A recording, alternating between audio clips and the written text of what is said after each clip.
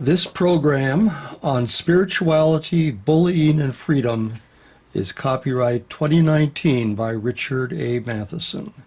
It was presented by him on May 26, 2019, to the Breakfast Forum of the Unitarian Universalist Church of the Lehigh Valley. Welcome. Welcome to Spirituality, Bullying, and Freedom. And yes, this will be absolutely fascinating. If you don't come up and try to lynch me or something. But that's me, and that's the forum.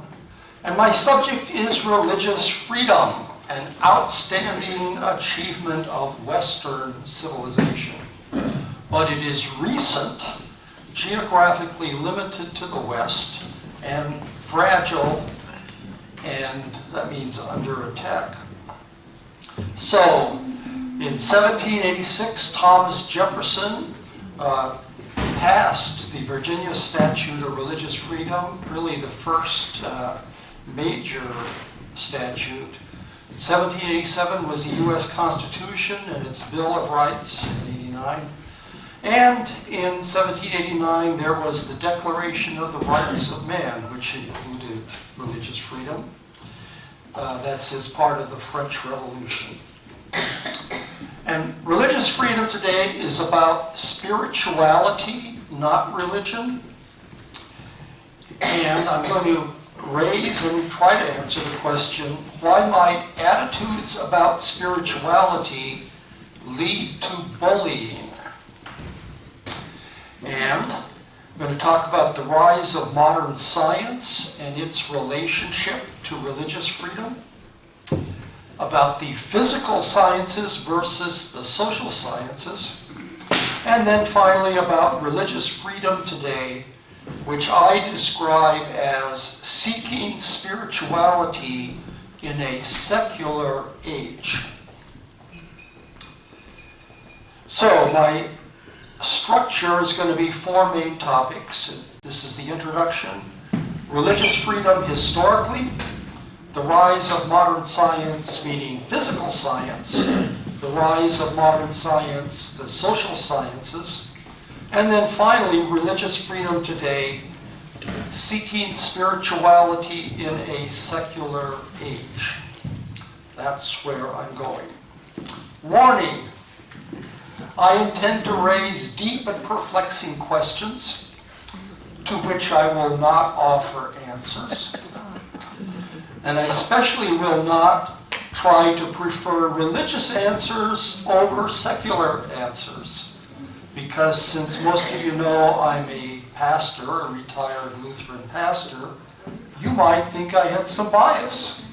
I tried to give you religious preferences. But my goal is to offer a framework for thinking about the subject of spirituality, bullying, and freedom. So let's get started. Section 1 is religious freedom historically, and a noted scholar of world religions says there are 7 world religions, or I'm going to call them 7 attitudes about spirituality. And 5 of them are perfectly obvious: Hinduism, Buddhism, Judaism, Christianity, and Islam. And those are all religions that in their past have had incidents of bullying, in many cases, many incidents of bullying in the past. And the result of that is that when we talk about religious freedom historically, we're talking usually in the past about freedom from religious bullying. But the 7 attitudes, I call them pro-spirituality attitudes. I just added that there. And you can see there's 2 other attitudes that are not usually considered religions. And number 6 is Marxism, by which I mean communism. And Karl Marx called spirituality the opiate of the people. He advocated dialectical materialism, meaning not spiritual. Violent overthrow of the government he considered necessary. And he referred to his attitude as, quote, scientific, unquote, although that would be questioned by some. But if I were asked to describe what he meant by spirituality as the opiate of the people, I would say he thought people were being kept dumb and happy while capitalists oppressed them. That's my interpretation of what he meant. Some people are nodding in agreement. Okay. And Vladimir Lenin brought the Bolshevik Revolution to Russia, and Joseph Stalin, who was the communist leader of Russia and the Soviet Union, led an atheist 5-year plan in 1932 to 37, which included shooting over 50,000 Russian Orthodox priests. Now, that's something I would call bullying. And the communists, like other attitudes about spirituality, had good intentions, or so I would claim for the sake of this lecture. They sought equality for all people, especially the workers, who were the oppressed proletariat. But religious freedom, as I see it, includes freedom from secularist bullying as well as freedom from religious bullying. So on these 4 main topics, you'll see number 1, I've added religious freedom historically, freedom from religious bullying, and freedom from secularist bullying. That's sort of a different twist that people may not think of. And then there's a 7th religion, or a 7th attitude towards spirituality, and this is Wilfred Cantwell Smith. He's from Harvard University. He was the director of Harvard's Center for the Study of World Religions from 1964 to 72. And then again, professor of comparative religions there from 78 to 84. He took 5 years off to write a book on faith versus belief, because he thinks they're entirely different and they're confused with each other.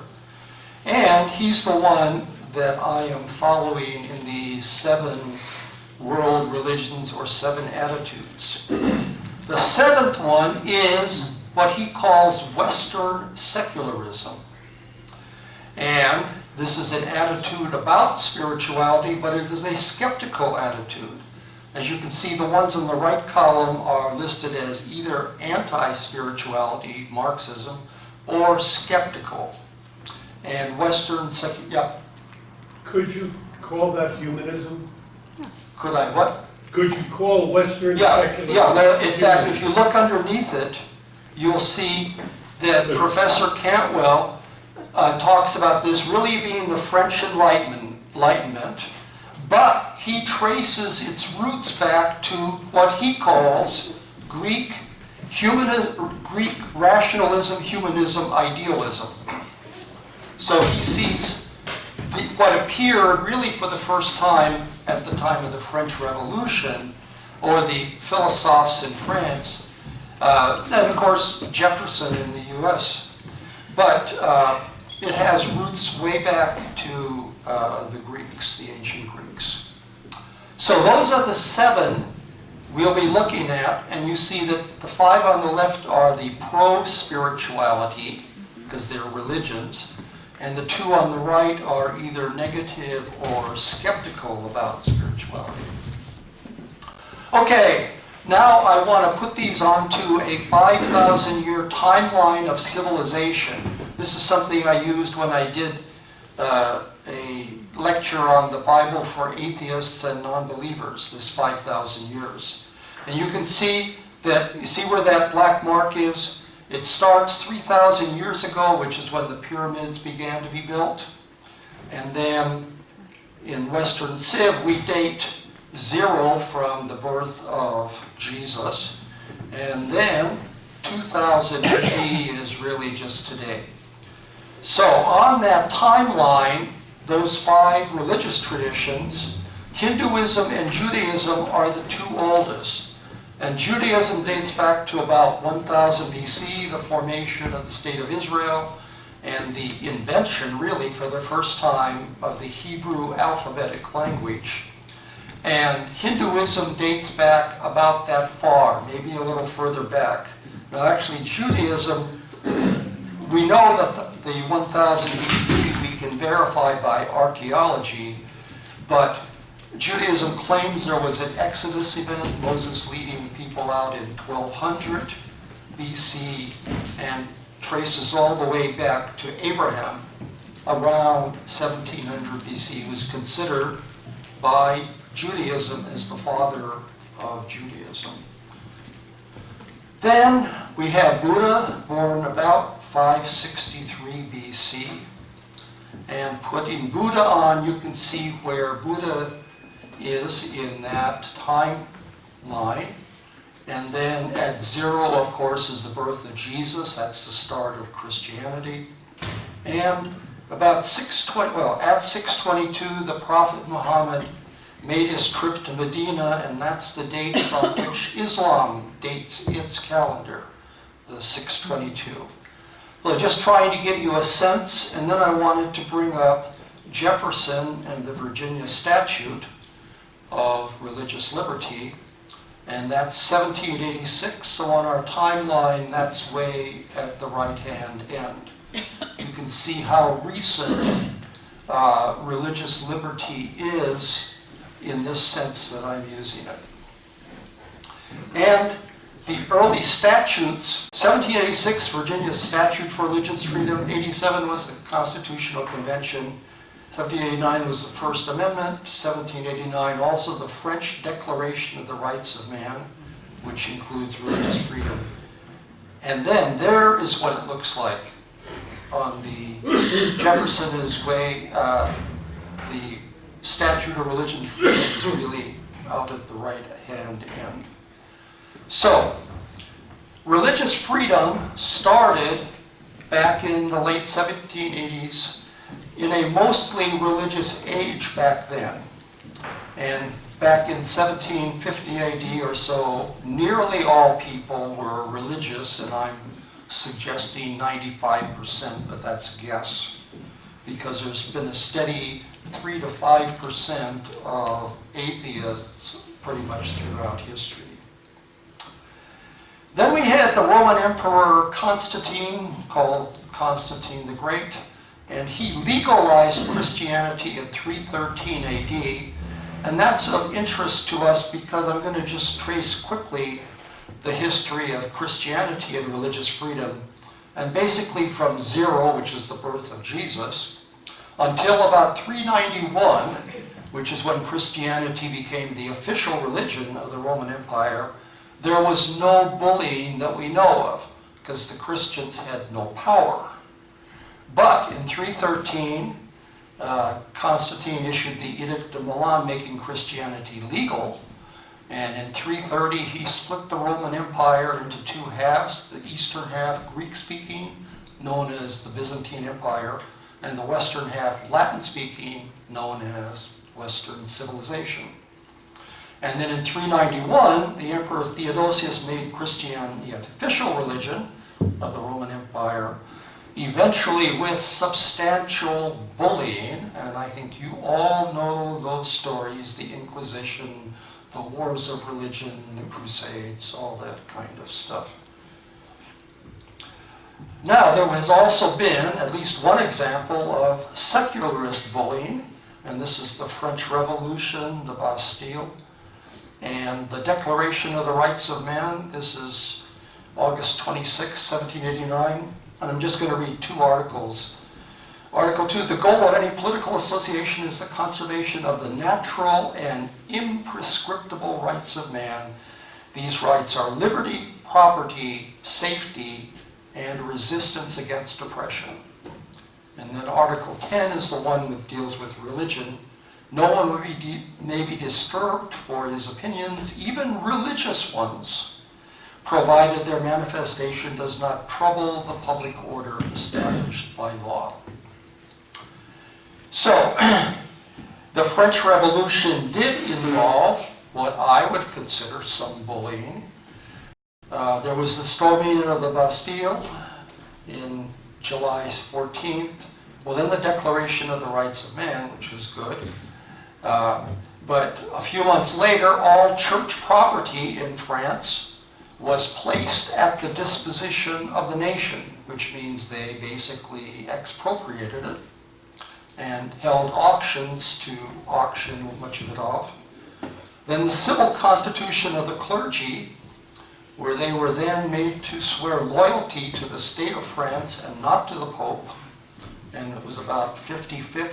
Half of them did it and half didn't. And then the ones who didn't were banned from preaching the next year.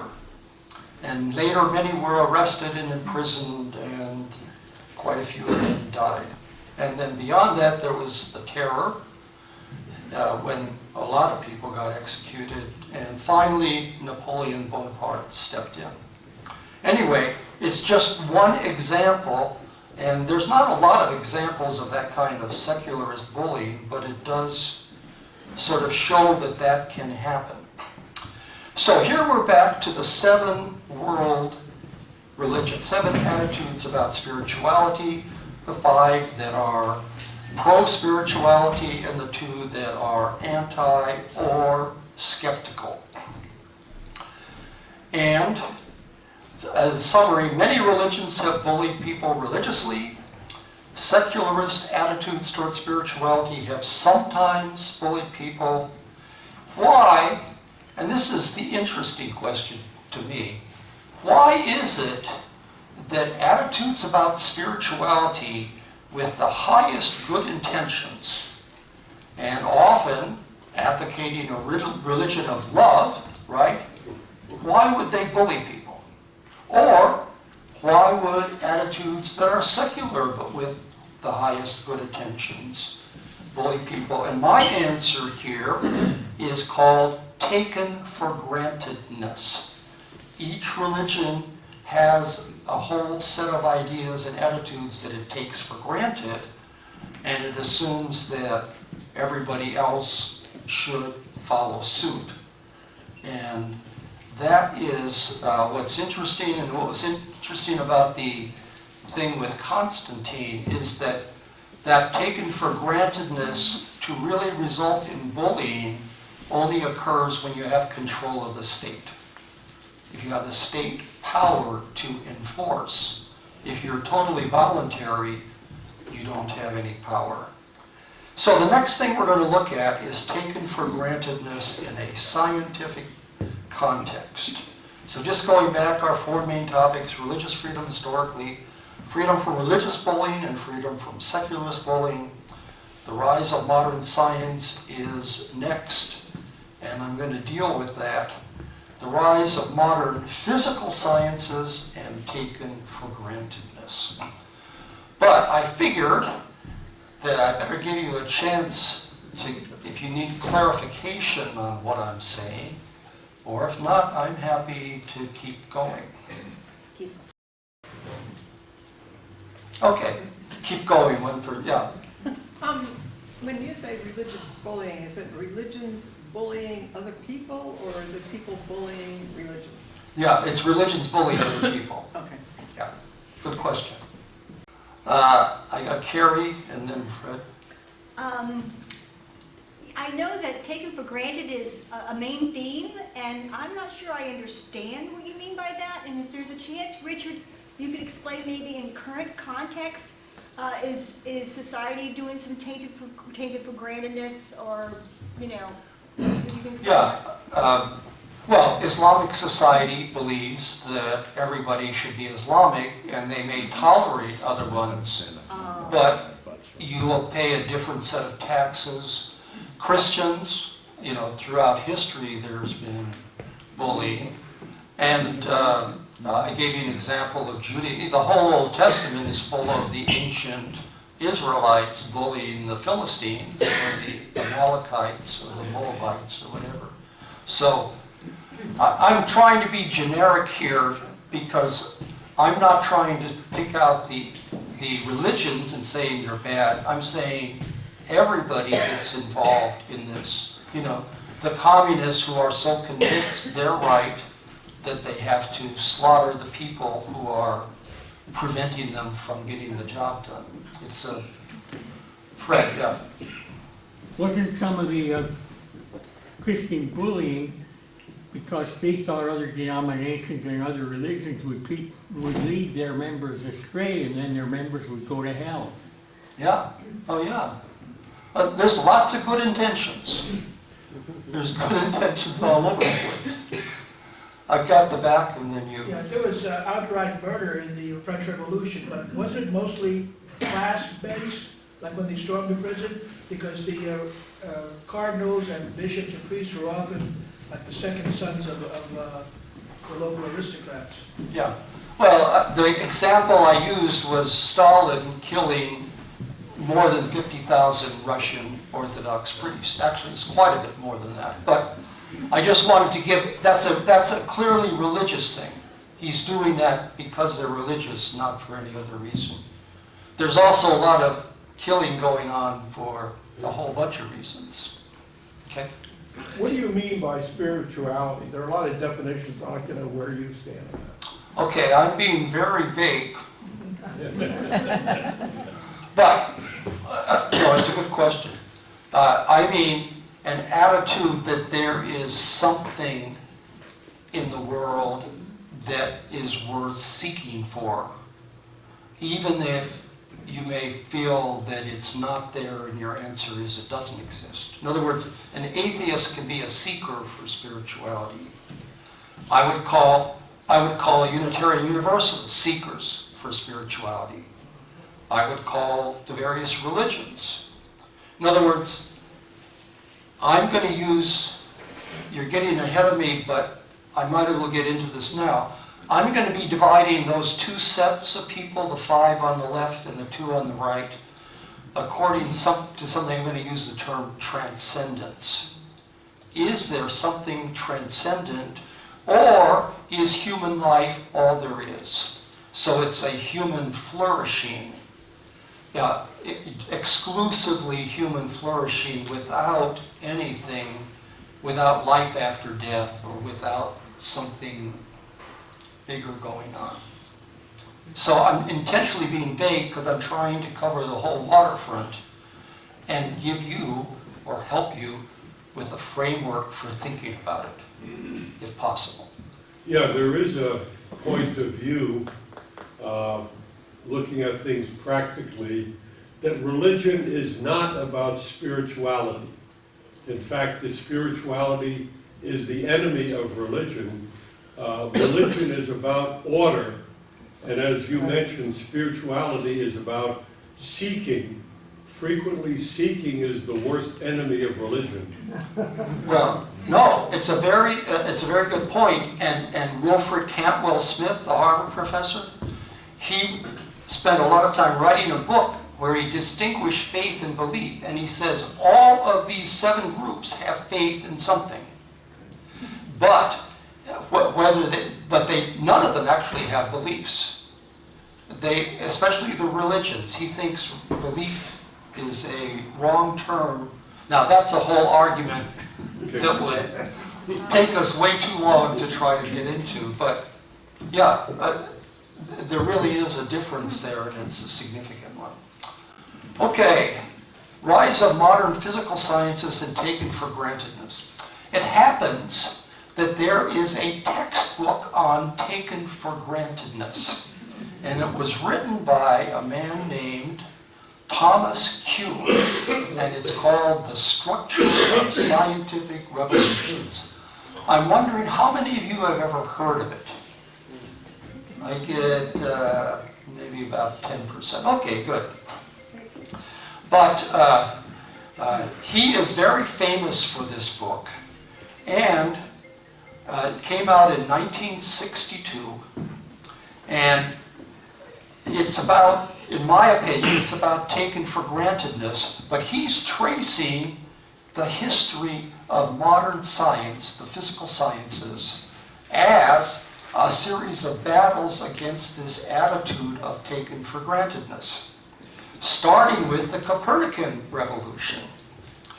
And the Copernican revolution, and I'm taking this out of order, but is everybody until Copernicus, who was 1353 AD, everybody before that thought the Earth was the center of the universe and the sun went around it, because it was perfectly obvious, right?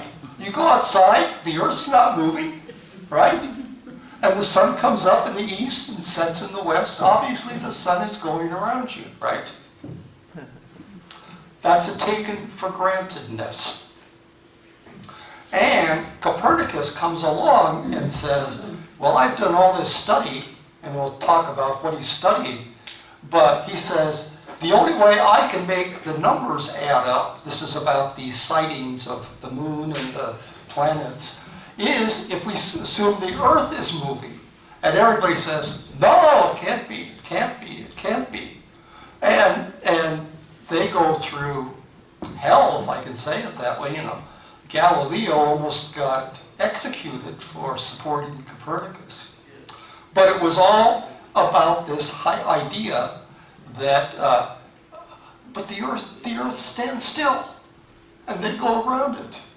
And trying to get people to make that mental shift is what Thomas Kuhn calls a paradigm shift. The old Ptolemaic paradigm, going back to Aristotle, and the new Copernican paradigm. Now, you can see there, Thomas Kuhn says the church, that's the Catholic Church, from 1000 AD to 1600 AD was quite supportive of science. That's the High Middle Ages, the later Middle Ages, you know, that's Aquinas and scholasticism. Now, before 1000 and after 1600, the church was anti-science, which is what we usually hear about. But in that period, the church was pro-science. And in 1545 AD, which is the Council of Trent, the counter-reformation to the Protestant Reformation, the church had a calendar problem. It needed help. And the Pope asked the leaders of all Europe to appoint their best astronomers to a committee to study this calendar problem. And one of the people appointed was Copernicus, because he was a highly regarded astronomer. And what we're talking about today, we would call it the replacement of the Julian calendar by the Gregorian calendar. The Julian calendar, that's Julius Caesar, had 365 days in a year rather than the leap year, right? But the Gregorian calendar has, now it's not exactly 365.25, it's 365.2425. I'm sure you're really interested in this. But every year divisible by 4, now every year divisible by 100, you know, like 1900, 2000, the leap year is supposed to drop out. There's no leap year. But if it's divisible by 400, like 2000 that most of us lived through, then it comes back in. So it looked like a normal leap year to us, but that was how they get this exactitude, because it was 13 days off in that 1300 years since the since Julius Caesar. Anyway, that was the problem, and they did solve it. But Copernicus had a bigger problem with astronomy, and you know what it is. Back in the time of Aristotle and before, scientists took for granted the Earth was at the center of the universe. It was obvious, right? But Ptolemy is the definitive statement of that. He was about 150 AD, and the definitive statement is in his book Almagest, and it's called the Ptolemaic Theory, and it describes how all these different planets and Ptolemy considered the sun to be a planet, the moon to be a planet, because they're all going around the earth. And they have to be in these concentric spheres, I'll get that right. So it was a very difficult, but he laid it all out and he said exactly when you'll see this or that. And for the most part, it worked, but it had all these little exceptions in it. And that's what Copernicus was dealing with. So here's Copernicus. And he was well aware of the problems with Ptolemy. And he told the Pope, he wrote a book addressed to the Pope called De Revolutionibus, the revolutions. And he said, I think the earth moves. And everybody said, oh, okay. They didn't understand the ramifications at the time. Because actually what happened was the Protestants came after them and said, no, that's against the Bible. And then the Catholics had to crack down, and they cracked down on Galileo. Well, anyway, that's a whole long story. I'm interested in some of these silly things, but I'm going to put this back on that timeline, and you can see Aristotle is about 350 years before Jesus, and Ptolemy is about 150 years after, and Copernicus is about 1353. So, Copernicus' book became very controversial and was later banned in 1616. That caused problems for Galileo because he supported it. But that book that Copernicus wrote was used by the astronomers who worked on the Gregorian calendar reform of 1582. They found Copernicus' book so good that it was better than Ptolemy. Anyway, to Thomas Kuhn, this became a key example of all scientific revolutions. And here's his theory. He's challenging the whole scientific establishment because their view of science, and many people still have this view, is science is incremental. You build little by little, you keep adding to it. And Kuhn said, nope, not at all. He said the major force of progress is these paradigm shifts, the sudden jumps. And his most important example was the Copernican revolution, which was a shift from the Ptolemaic paradigm. And Kuhn thinks that science, this is hard science, always hard science. Science has a paradigm, and they use that for making predictions, and they do what he calls normal science. So they did normal science for more than 1,000 years with Ptolemy. But then you start getting anomalies, things that don't add up.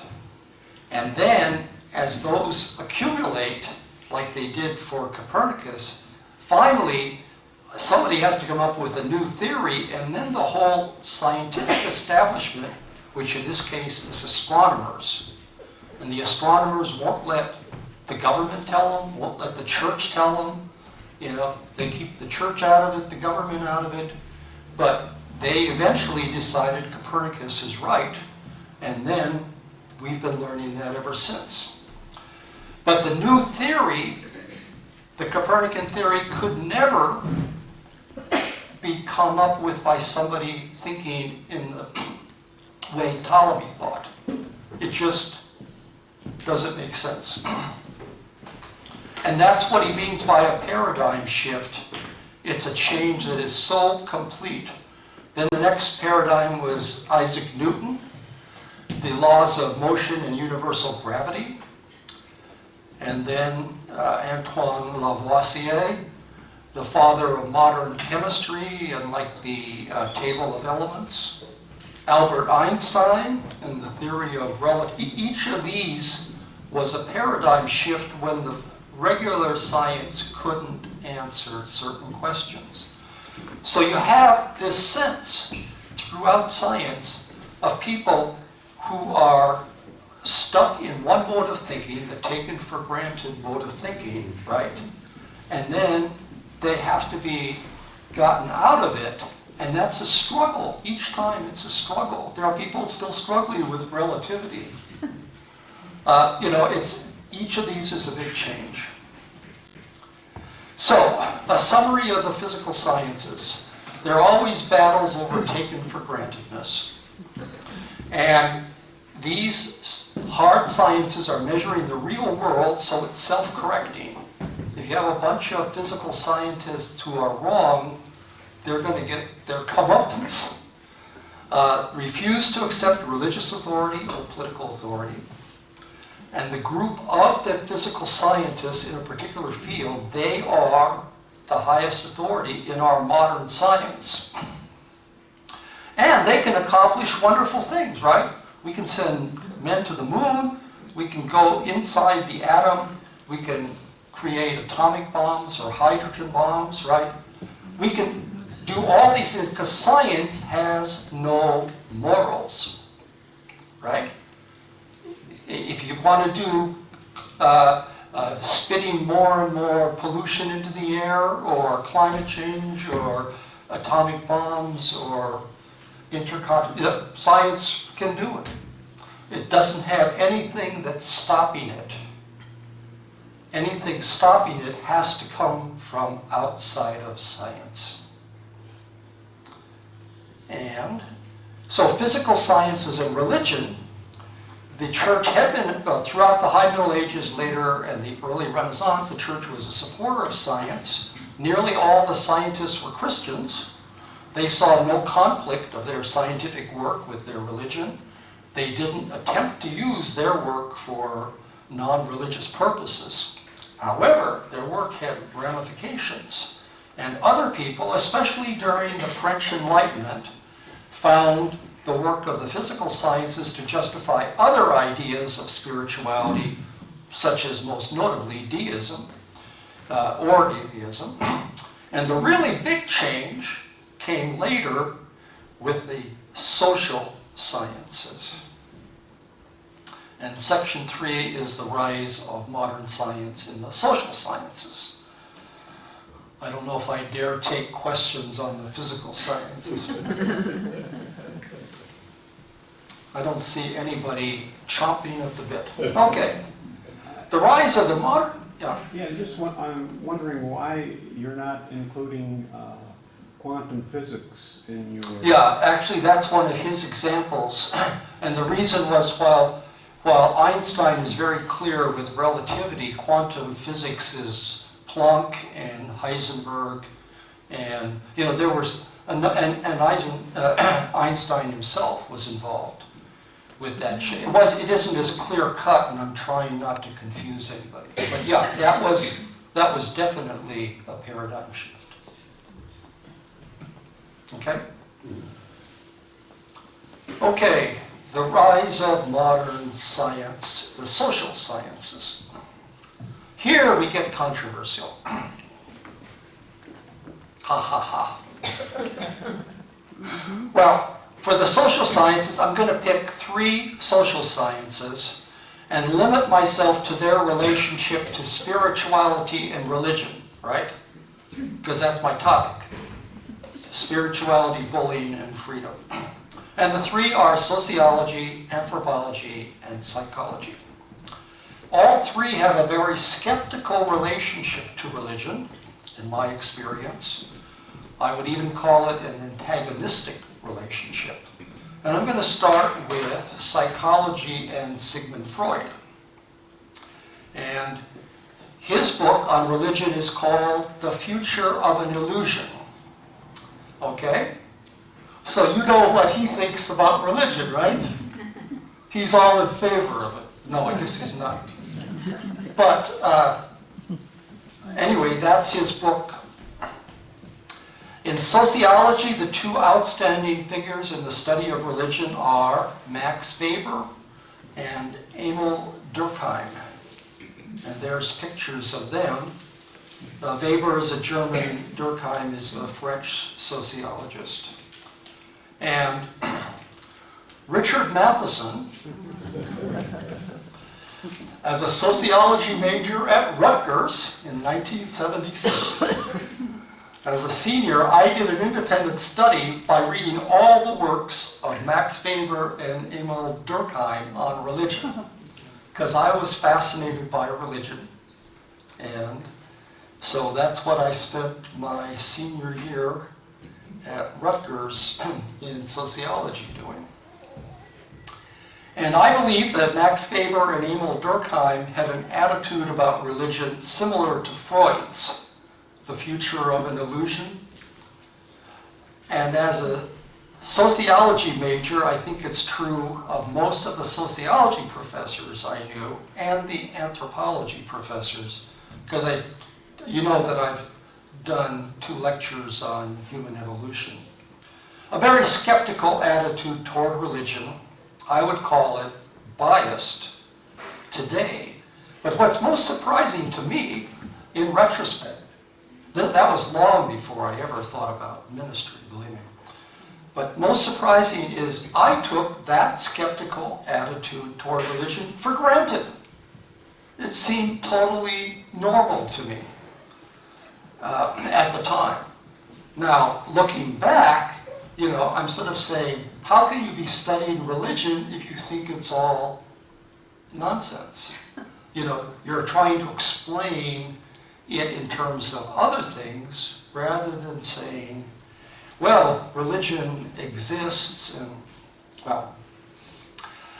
Now, some younger sociology professors found it a bit odd. And so they decided the attitude ought to be tested scientifically.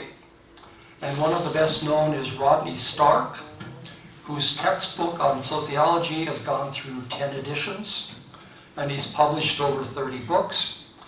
But Stark was part of a group from Berkeley, of all places, under Charles Glock. He had a whole bunch of students, and he wanted them to measure and test everything.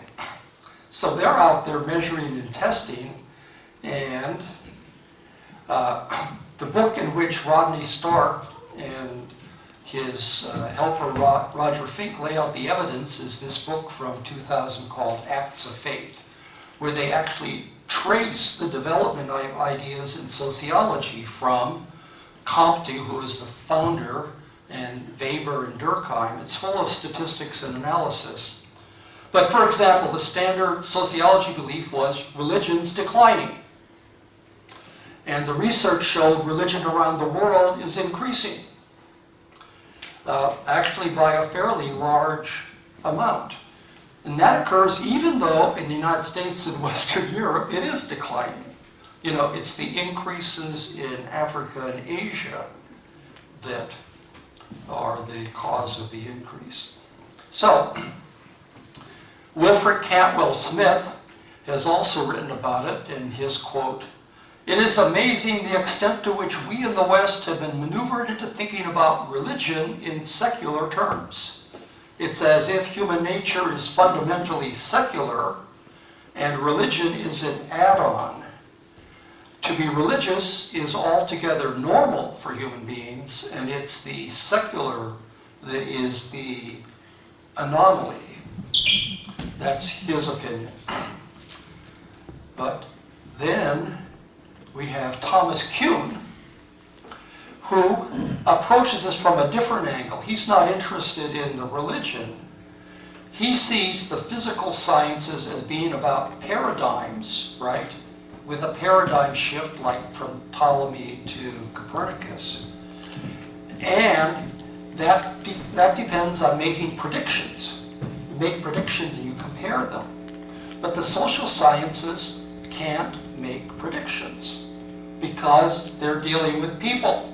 And every time you try to predict what people will do, they will always find a way to mess you up. I have some great examples. And the question that interests him is, can social science have a paradigm? And his answer, and at this conference, there's a big conference on this out in California in 1988. And at this conference, he was arguing with another scholar of philosophy, this is all philosophy of science, named Charles Taylor. And Taylor said, no, social sciences are completely different. And Kuhn says, well, I'm not sure, but what I do know is they don't yet have a paradigm. You know, in other words, they don't have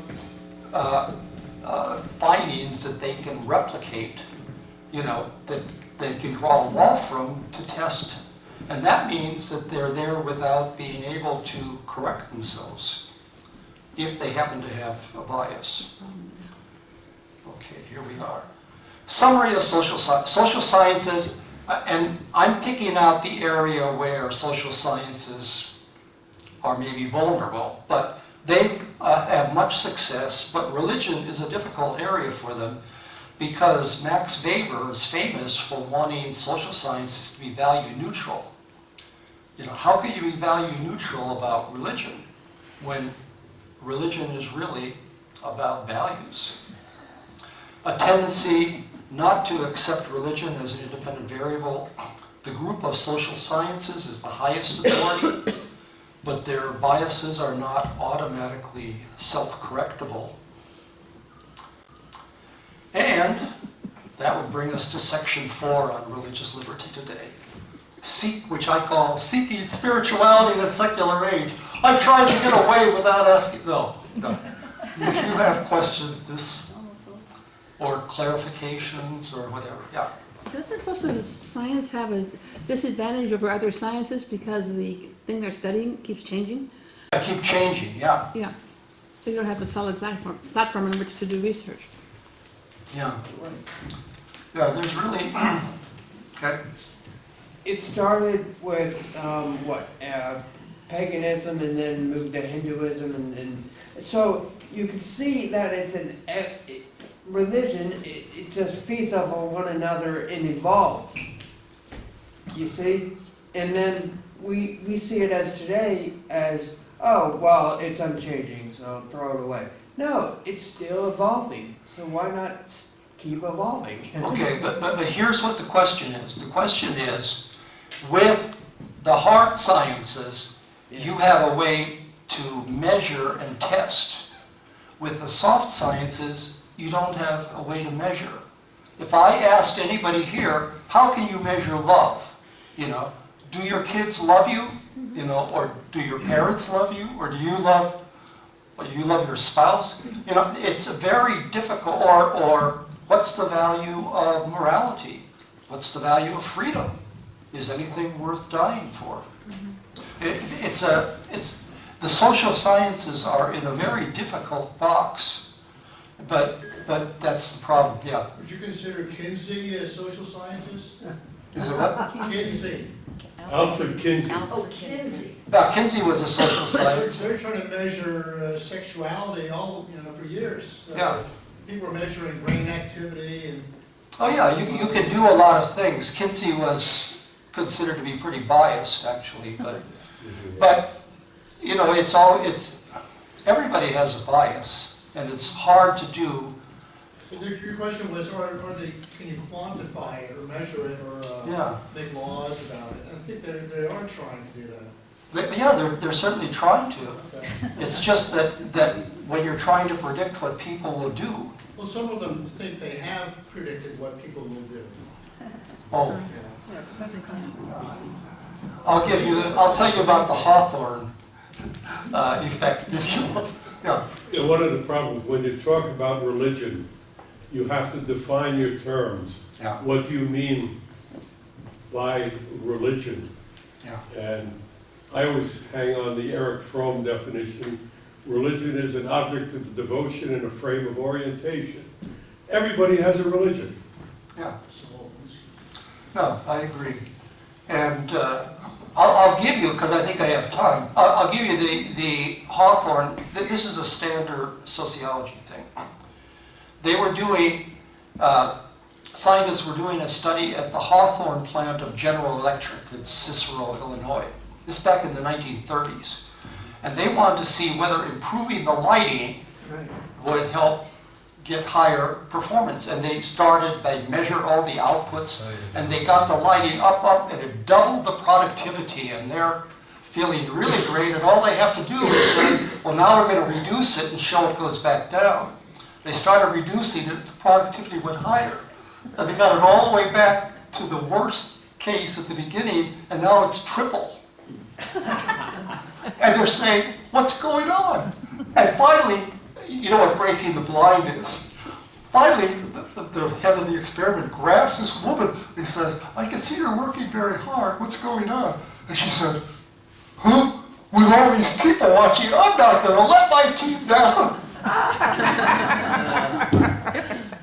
In other words, it stands for the proposition that being observed changes the way people act.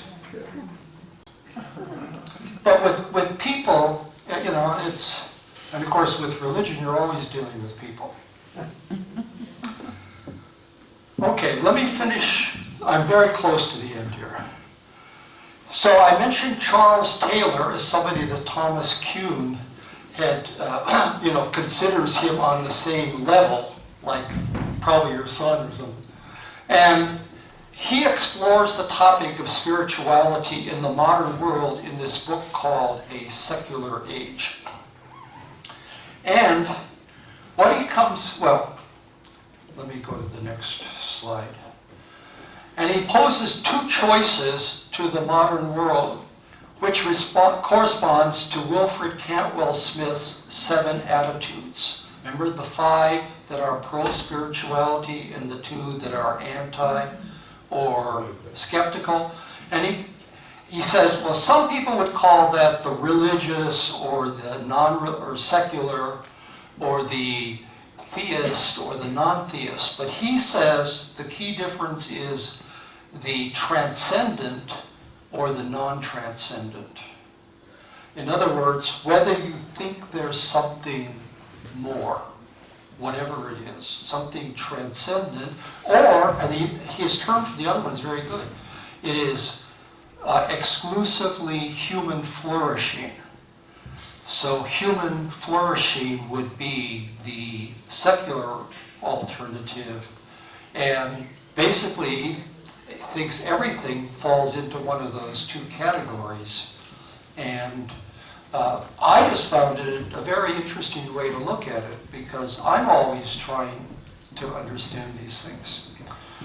So let me just see what I have. Okay, I'm going to go back to the 7 attitudes about spirituality: Hinduism, Buddhism, Judaism, Christianity, Islam, and then the 2 that are either anti-spirituality or skeptical: Marxism, meaning communism, not democratic socialism, or Western secularism, which has its roots in ancient Greece, but really the French Enlightenment is when it first showed up. And thank you. Now, I know I've got questions coming. I'm a little fuzzy on the transcendence part of it. Yeah. Idiosyncratic behavior of an individual who thinks they've transcended, we have to socially accept, or I'm just really fuzzy on it. Well, the way I would state it, especially to this audience, is believing there's something more than just what meets the eye. Which is acceptable for an individual. For the individual, yeah. And remember, I've been doing a lot of reading of the National UU website. And what they say is that we believe there is a higher power, right? This is what the website says. But we also accept atheists. Anybody who is searching for spirituality, you know, and I would say generally they don't favor any rigid, you know, positions such as the religions. But yeah, I thought that was an absolutely beautiful summary of 2 different points of view about religion. And we can see this battle being fought among Unitarian Universalists. Are we humanists? That is, do we put our emphasis on purely human flourishing, or are we seeking more, something transcendent to more than human flourishing, and that seems to be the battle going on in UUism. Yeah, and I'm not trying to take sides in this, but I am trying to help other Oh, people go ahead. think about what. I said, go ahead. Well, you know what side I'm on. But you know, to me, this is a, I don't know, I hate to call it an intellectual thing, but it's been part of my own search. I was a member of the American Humanist Association 50 years ago, but card-carrying member. You know, so I've been sort of all over the place. And all right, I don't want to keep you if you don't have. Okay. You really nailed it. Very good.